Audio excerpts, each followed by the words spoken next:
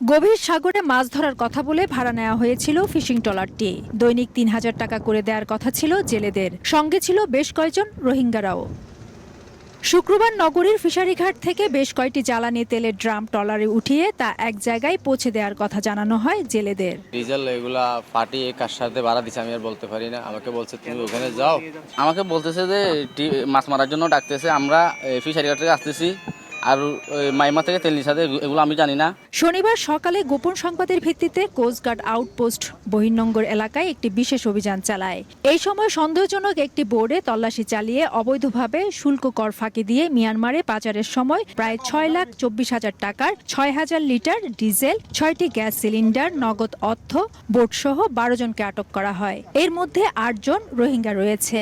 বোটটি ব্যবহার করে ২ শতাধিক মানুষকে মালয়েশিয়ায় পাচারের পরিকল্পনা ছিল বলে স্বীকার করে আটককৃতরা।